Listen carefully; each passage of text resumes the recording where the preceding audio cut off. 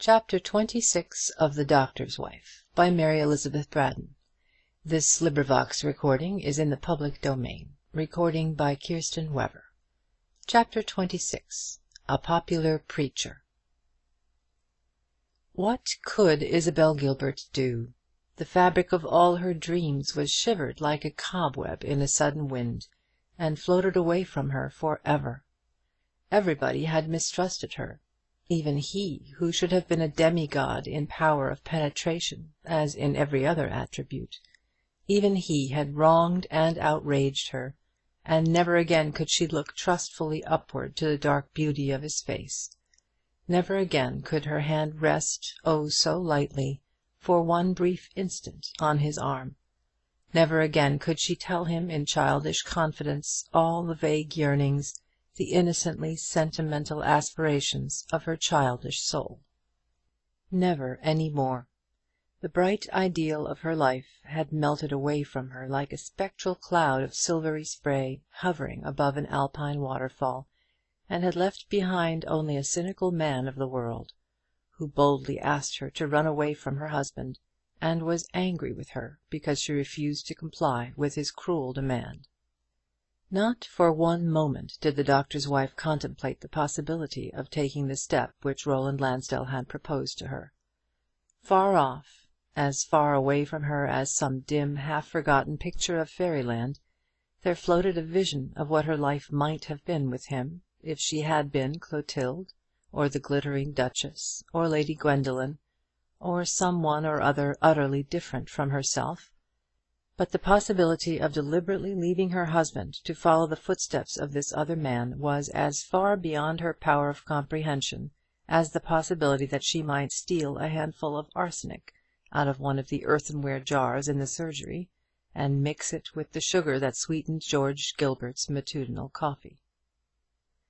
She wandered away from Thurston's Crag, not following the meadow pathway that would have taken her homeward, but going anywhere, half unconscious, wholly indifferent where she went, and thinking with unutterable sadness of her broken dreams. She had been so childish, so entirely childish. She had given herself up so completely to that one dear daydream. I think her childhood floated away from her for ever in company with that broken dream, and that the grey dawn of her womanhood broke upon her, cold and chill, as she walked slowly away from the spot where Roland Lansdell lay face downwards on the grass, weeping over the ruin of his dream. It seemed as if in that hour she crossed Mr. Longfellow's typical rivulet, and passed on to the bleak and sterile country beyond.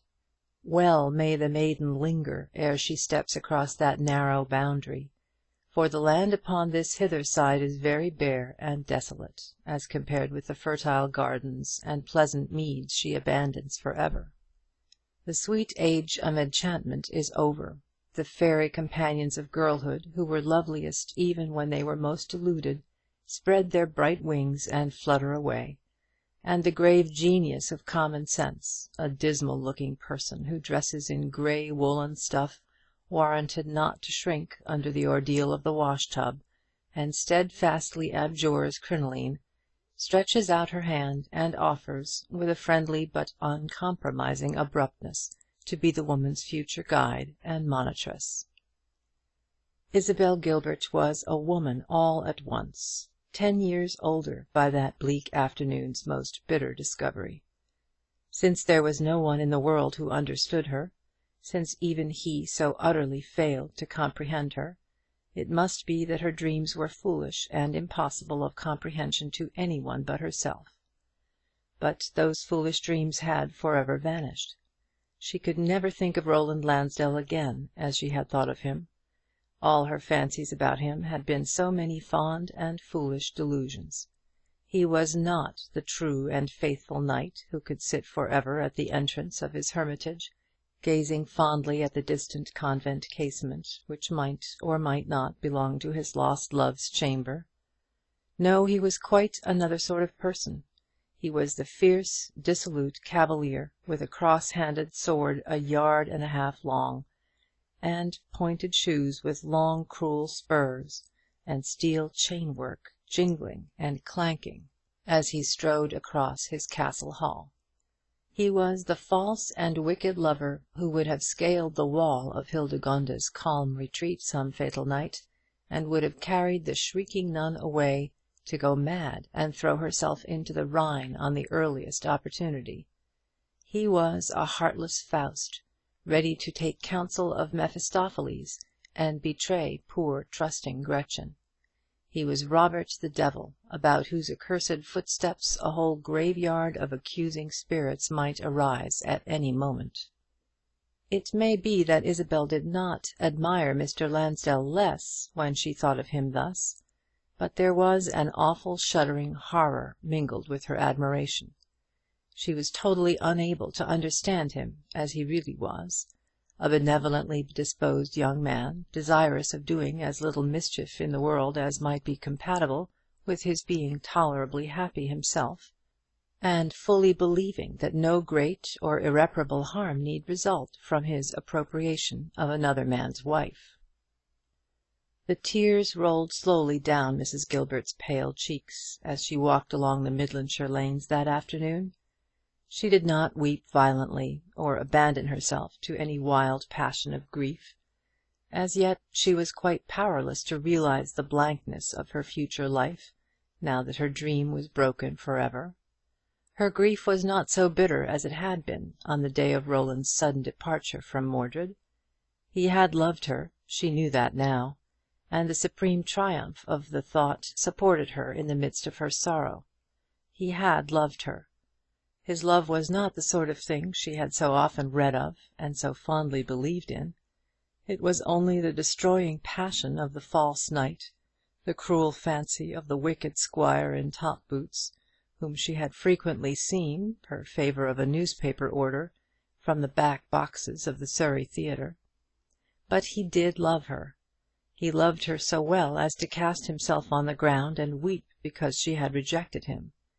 And the wicked squire in top boots had never gone so far as that, generally contenting himself with more practical evidences of his vexation, such as the levying of an execution on the goods and chattels of the heroine's father, or the waylaying and carrying off of the heroine herself by lurid ruffians.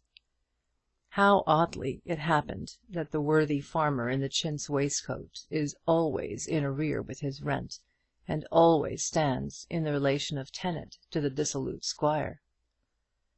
Would Mr. Lansdell do anything of that kind? Isabel gave a little shiver as she glanced at the lonely landscape, and thought how a brace of hireling scoundrels might spring suddenly across the hedge and bear her off to a convenient post-chaise. Were there any post-chaises in the world now, Isabel wondered? A strange confusion of thoughts filled her mind. She could not become quite a woman all in a moment. The crossing of the Mystic Brook is not so rapid an operation as that. Some remnants of the old delusions hung about her, and merely took a new form. She sat down on the lower step of a stile to rest herself by and by, and smoothed back her hair, which had been blown about her face by the March wind, and retied the strings of her bonnet, before she went out on the high road that lay on the other side of the stile. When she did emerge upon the road, she found herself ever so far from home, and close to the model village where Mr. Raymond had given his simple entertainment of tea and pound cake, and in which George Gilbert had stood by her side, pleading to her with such profound humility. Poor George! The quiet aspect of the village green, the tiny cottages, trim and bright in the fading March sunshine, the low wooden gate opening into the churchyard, all these, so strange and yet so familiar, brought back the memory of a time that seemed unspeakably far away now.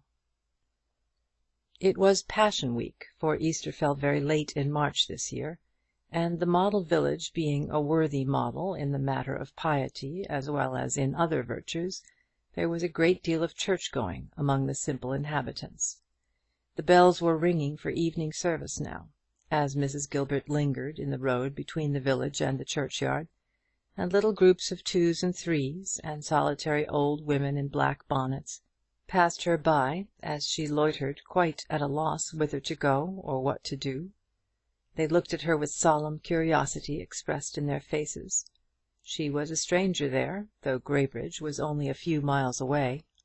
She was a stranger, and that alone, in any place so circumscribed as the model village, was enough to excite curiosity. And it may be that, over and above this, there was something in the look of her pale face and heavy eyelids, and a certain absent expression in her downcast eyes, calculated to arouse suspicion. Even in the midst of her trouble she could see that people looked at her suspiciously, and all in a moment there flashed back upon her mind the cruel things that Lady Gwendoline Pomphrey had said to her. Yes, all at once she remembered those bitter sentences. She had made herself a subject for slanderous tongues, and the story of her wicked love for Roland Lansdell was on every lip. If he, who should have known her, if he, before whom she had bared all the secrets of her sentimental soul, if even he thought so badly of her as to believe that she could abandon her husband and become the thing that Mr. Dombey believed his wife to be when he struck his daughter on the stairs, the sort of creature whom grave Judge Brandon met one night under a lamp post in a London street, how could she wonder that other people slandered and despised her?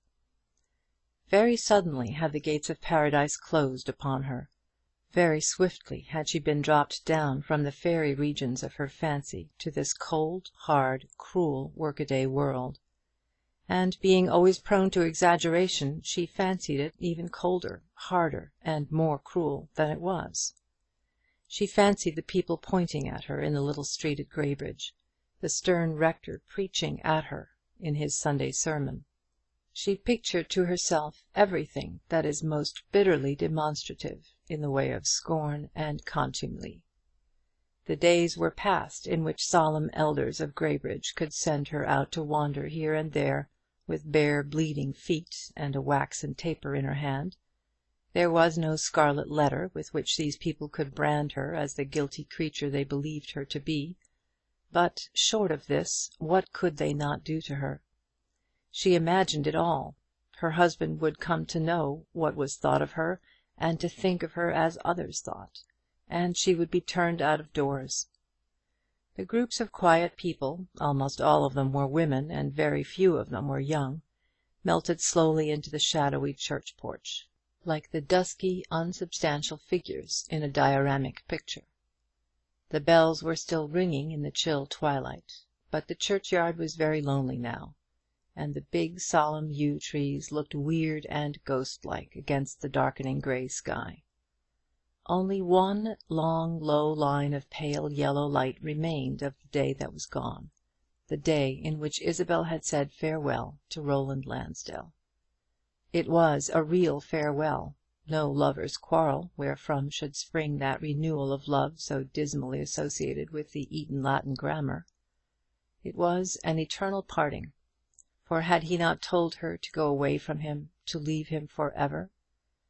Not being the wicked thing for which he had mistaken her, she was nothing in the world for him. He did not require perpetual worship. He did not want her to retire to a convent in order that he might enjoy himself for the rest of his existence by looking up at her window. He did not want her to sit beside a brazier of charcoal with her hand linked in his, and die. He was not like that delightful Henry von Kleist, who took his Henriette to a pleasant inn about a mile from Potsdam, supped gaily with her, and then shot her and himself beside a lake in the neighbourhood. Mr. Lansdell wanted nothing that was poetical or romantic, and had not even mentioned suicide in the course of his passionate talk. She went into the little churchyard, and walked towards the little bridge upon which she had stood with George Gilbert by her side. The Wayverne flowed silently under the solid moss-grown arch. The wind had gone down by this time, and there was only now and then a faint shiver of the long dark rushes, as if the footsteps of the invisible dead, wandering in the twilight, had stirred them. She stood on the bridge, looking down at the quiet water. The opportunity had come now, if she really wanted to drown herself. Happily for weak mankind, self-destruction is a matter in which opportunity and inclination very seldom go together. The doctor's wife was very miserable, but she did not feel quite prepared to take that decisive plunge, which might have put an end to her earthly troubles. Would they hear the splash yonder in the church if she dropped quietly in among the rushes from the sloping bank under the shadow of the bridge? Would they hear the water surging round her as she sank, and wonder what the sound meant, and then go on with their prayers, indifferent to the drowning creature, and absorbed by their devotions? She wondered what these people were like, who kept their houses so tidily, and went to church twice a day in Passion Week, and never fell in love with Roland Lansdell.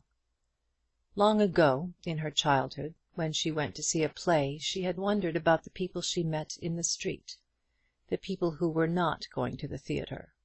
Were they very happy? Did they know that she had a free admission to the upper boxes of the Adelphi, and envy her? How would they spend the evening, they who were not going to weep with Mr. Benjamin Webster and Miss Sarah Woolgar? Now she wondered about people who were not miserable like herself, simple, commonplace people, who had no yearnings after a life of poetry and splendour. She thought of them as a racer who had just run second for the Derby might think of a quiet pack-horse plodding along a dusty road, and not wanting to win any race whatsoever. Even if they knew him, they wouldn't care about him, she thought. They did know him, perhaps, saw him ride by their open windows on a summer's afternoon, gorgeous on a 200-guinea hack, and did not feel the world to be a blank desert when he was gone. Did she wish to be like these people? No. Amid all her sorrow she could acknowledge, in the words of the poet, that it was better to have loved and lost him than never to have loved him at all. Had she not lived her life, and was she not entitled to be a heroine for ever and ever by reason of her love and despair? For a long time she loitered on the bridge, thinking of all these things, and thinking very little of how she was to go back to Graybridge, where her absence might have created some alarm by this time. She had often kept the surgeon waiting for his dinner before to-day, but she had never been absent while he ate it. There was a station at the model village, but there was no rail to Graybridge. There was only a lumbering old omnibus that conveyed railway passengers thither. Isabel left the churchyard, and went to the little inn before which George had introduced her to his gardener and factotum. A woman standing at the door of this hostelry gave her all needful information about the omnibus, which did not leave the station till 8:30 o'clock. Until that time she must remain where she was. So she went slowly back to the churchyard, and being tired of the cold and darkness without, crept softly into the church. The church was very old and very irregular. There were only patches of yellow light here and there about the pulpit and reading desk, up in the organ loft, and near the vestry door. A woman came out of the dense obscurity as Isabel emerged from the porch, and hustled her into a pew, scandalized by her advent at so late a stage of the service, and eager to put her away somewhere as speedily as possible. It was a very big pew, square and high, and screened by faded curtains, hanging from old-fashioned brass rods. There were a great many hassocks, and a whole pile of prayer and hymn books in the darkest corner, and Isabel, sitting amongst these, felt as completely hidden as if she had been in a tomb. The prayers were just finished, the familiar prayers, which had so often fallen like a drowsy cadence of meaningless words upon her unheeding ears, while her erring and foolish thoughts were busy with the master of Mordred Priory. She heard the footsteps of the clergyman coming slowly along the matted aisle, the rustling of his gown as he drew it on his shoulders. She heard the door of the pulpit closed softly, and then a voice, a low earnest voice that sounded tender and solemn in the stillness, recited the preliminary prayer. There are voices which make people cry, voices which touch too acutely on some hidden spring within us, and open the floodgates of our tears, and the voice of the curate of Hurstonleigh was one of these. He was only a curate, but he was very popular in the model village, and the rumour of his popularity had already spread to neighbouring towns and villages.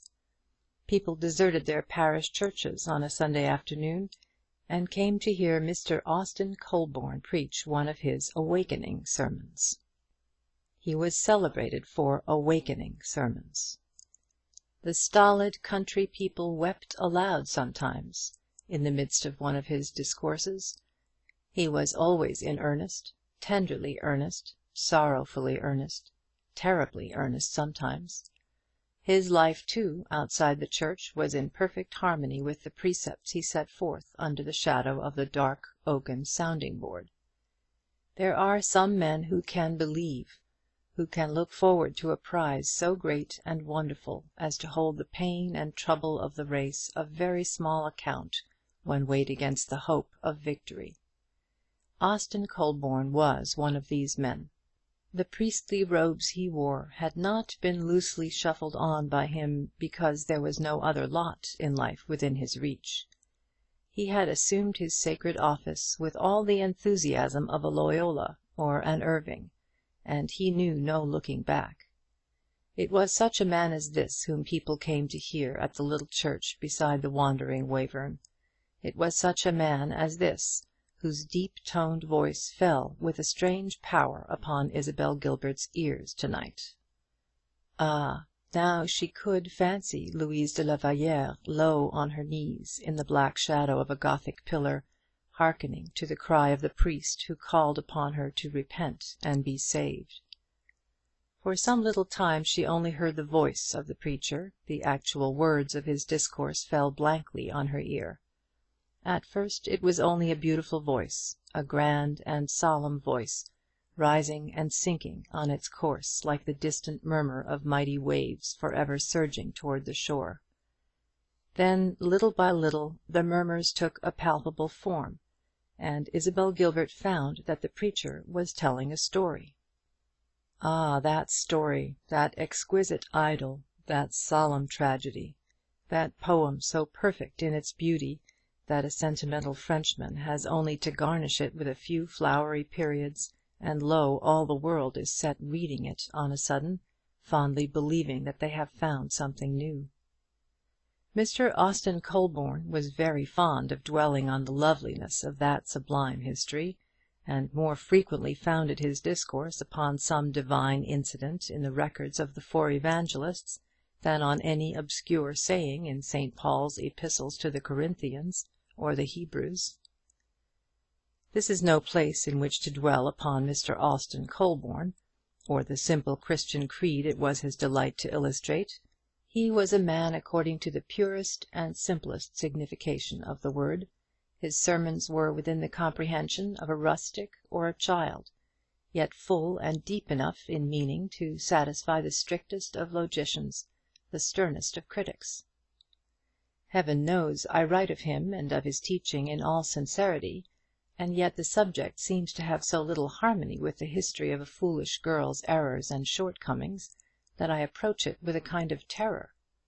I only know that Isabel Gilbert, weeping silently in the dark corner of her curtained pew, felt as she had never felt in all her Graybridge church going, felt at once distressed and comforted. Was it strange that, all at once, Isabel Gilbert should open her ears to the sublime story which, in one shape or other, she had heard so often? Surely the history of all popular preachers goes far to demonstrate that Heaven gives a special power to some voices. When Whitfield preached the gospel to the miners at Kingswood, to rugged creatures who were little better than so many savages, but who, no doubt, in some shape or other, had heard that gospel preached to them before, the scalding tears ploughed white channels upon the black cheeks as the men listened. At last the voice of all others that had power to move them arose, and melted the stubborn ignorant hearts. Is it inspiration or animal magnetism which gives this power to some special persons? Or is it not rather the force of faith, out of which is engendered a will strong enough to take hold of the wills of other people and bend them howsoever it pleases? When Danton, rugged and gigantic, thundered his hideous demands for new hecatombs of victims, there must have been something in the revolutionary monster strong enough to trample out the common humanity in those who heard him, and mould a mighty populace to his own will and purpose as easily as a giant might fashion a mass of clay. Surely Mirabeau was right. There can be nothing impossible to the man who believes in himself. The masses of this world, being altogether incapable of lasting belief in anything, are always ready to be beaten into any shape by the chosen individual who believes, and is thus of another nature, something so much stronger than all the rest as to seem either a god or a demon. Cromwell appears, and all at once a voice is found for the wrongs of a nation. See how the king and his counsellors go down like corn before the blast of tempest, while the man with a dogged will and a sublime confidence in his own powers plants himself at the helm of a disordered state, and wins for himself the name of Tiger of the Seas. Given Mr. John Law, with ample confidence in his own commercial schemes, and all France is rabid with a sudden madness, beating and trampling one another to death in the Rue Quincampoix. Given a Luther, and all the old papistical abuses are swept away like so much chaff before the wind. Given a Wesley, the believer, the man who is able to preach 40,000 sermons and travel 100,000 miles, and behold, 1,000,000 disciples exist in this degenerate day to bear testimony to his power. Was it strange, then, that Isabel Gilbert, so dangerously susceptible of every influence, should be touched and melted by Mr. Colborne's eloquence? She had not been religiously brought up. In the Camberwell household Sunday had been a day on which people got up later than usual, and there were pies or puddings to be made. It had been a day associated with savoury baked meats, and a beer-stained Weekly Dispatch newspaper, borrowed from the nearest tavern. It had been a day on which Mr. Sleaford slept a good deal on the sofa, excused himself from the trouble of shaving, and very rarely put on his boots. Raffish-looking men had come down to Camberwell in the Sunday twilight, to sit late into the night smoking and drinking, and discoursing in a mysterious jargon known to the household as business talk. Sometimes of a summer evening, Mrs. Sleaford, awakened to a sense of her religious duties, would suddenly run a raid amongst the junior branches of the family, and hustle off Isabel and one or two of the boys to evening service at the big bare church by the canal. But the spasmodic attendance at divine service had very little effect upon Miss Sleaford, who used to sit staring at the holes in her gloves, or calculating how many yards of riband, at how much per yard, would be required for the trimming of any special bonnet to which her fancy leaned, or thinking how a decent-looking young man up in the gallery might be a stray nobleman, with a cap and tiger waiting somewhere outside the church, who would perhaps fall in love with her before the sermon was finished. She had not been religiously brought up, and the church-going at Graybridge had been something of a bore to her, or at best a quiet lull in her life, which left her free to indulge the foolish vagaries of her vagabond fancy. But now, for the first time, she was touched and melted. The weak sentimental heart was caught at the rebound. She was ready to be anything in the world except a commonplace matron, leading a dull, purposeless life at Graybridge. She wanted to find some shrine, some divinity, who would accept her worship, some temple lifted high above the sordid workaday earth, in which she might kneel for ever and ever. If not Roland Lansdell, why, then, Christianity. She would have commenced her novitiate that night had she been in a Roman Catholic land, where convent doors were open to receive such as her. As it was, she could only sit quietly in the pew and listen. She would have liked to go to the vestry when the service came to an end, and cast herself at the feet of the curate, and make a full confession of her sins. but she had not sufficient courage for that. The curate might misunderstand her, as Roland Lansdell had done. He might see in her only an ordinarily wicked woman who wanted to run away from her husband. Vague yearnings towards Christian holiness filled her foolish breast, but as yet she knew not how to put them into any shape. When the congregation rose to leave the church, she lingered to the last, and then crept slowly away, resolved to come again to hear this wonderful preacher. She went to the little station whence the Graybridge omnibus was to start at 8:30, and after waiting a quarter of an hour, took her place in a corner of the vehicle. It was nearly 10 when she rang the bell at her husband's gate, and Mrs. Jeffson came out with a grave face to admit her. "Master George had his dinner and tea alone, ma'am," she said in tones of awful reproof, while Isabel stood before the little glass in the sitting room, taking off her bonnet. "And he's gone out again to see some sick folks in the lanes on the other side of the church. He was downright uneasy about you." "I've been to Hurstonleigh to hear Mr. Colborne preach," Isabel answered, with a very feeble effort to appear quite at her ease. "I had heard so much about his preaching, and I wanted so much to hear him." It was true that she had heard Austin Colborne talked of amongst her church-going acquaintance at Graybridge, but it was quite untrue that she had ever felt the faintest desire to hear him preach. Had not her whole life been bounded by a magic circle, of which Roland Lansdell was the resplendent centre? End of Chapter 26. Recording by Kirsten Weber.